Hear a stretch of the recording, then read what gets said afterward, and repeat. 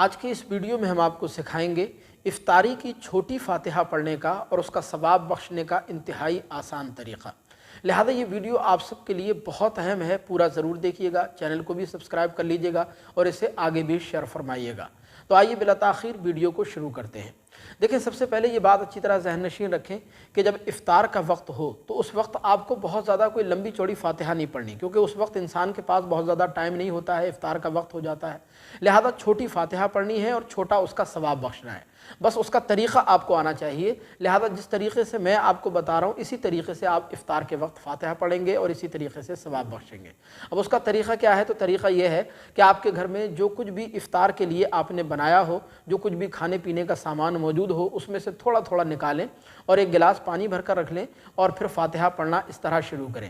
پہلے ایک مرتبہ آپ درود شریف پڑھ لیں، جو بھی درود پاک آپ کو یاد ہو، جو آسانی سے آپ پڑھ سکیں، وہ ایک مرتبہ پڑھ لیں صرف، یا پھر جو آپ کی موبائل اسکرین پر یہ درود شریف نظر آ رہا ہے اس کو پڑھ لیجئے اس طرح: صلی اللہ علی النبی الامی وعلی آلہ وصلی اللہ علیہ وسلم، صلاۃ و سلام علیک یا سیدی یا رسول اللہ یا نبی اللہ یا حبیب اللہ صلی اللہ تعالی علیہ وسلم۔ یہ آپ کو ایک مرتبہ پڑھنا ہے۔ اس کے بعد ایک بار اعوذ باللہ من الشیطان الرجیم بسم اللہ الرحمن الرحیم پڑھ کر ایک بار آپ کو سورہ فاتحہ کی تلاوت کرنی ہے، یعنی سورہ فاتحہ یعنی الحمد شریف۔ یہ بڑی مشہور معروف سورت ہے، عام طور پر ہر انسان کو یاد ہوتی ہے کیونکہ نماز میں پڑھی جاتی ہے، لہذا ایک مرتبہ آپ سورہ فاتحہ کی تلاوت کر لیں۔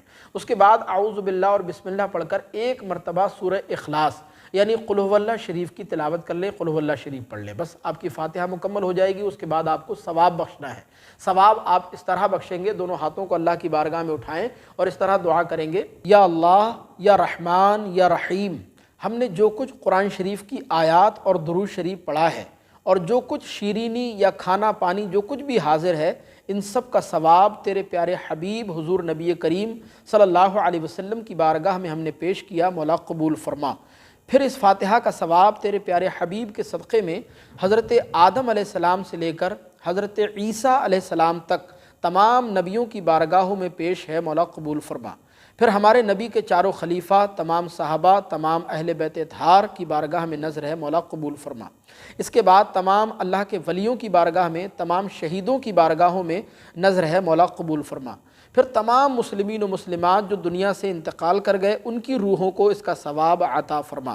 پھر ہمارے باپ، دادا، نانا، نانی یا جو بھی دنیا سے انتقال کر گئے ان کا نام لے کر ان کو آپ اس کا فاتحہ کا ثواب پہنچائیں، اور پھر اس طرح دعا کریں کہ اے اللہ، ہماری اس افطاری کو اپنی بارگاہ میں قبول فرما، ہمارے روزوں کو اپنی بارگاہ میں قبول فرما۔ یا اللہ، رمضان المبارک میں ہم جو کچھ بھی عبادت کریں، قرآن مجید پڑھیں، تسبیح پڑھیں، درود شریف پڑھیں، کلمہ شریف پڑھیں، نماز تراویح، روزے یا جو کچھ بھی عبادت کریں، ہماری ہر چھوٹی بڑی عبادت کو اپنی بارگاہ میں قبول فرما۔ یا اللہ، رمضان المبارک کا فیضان ہم سب پر جاری و ساری فرما، رمضان المبارک کی برکتیں ہم سب کو نصیب فرما۔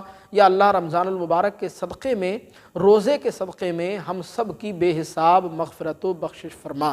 یا اللہ، ہم سب کو، ہمارے ماں باپ کو اور تمام مسلمانوں کو دین و دنیا کی تمام بھلائیاں عطا فرما۔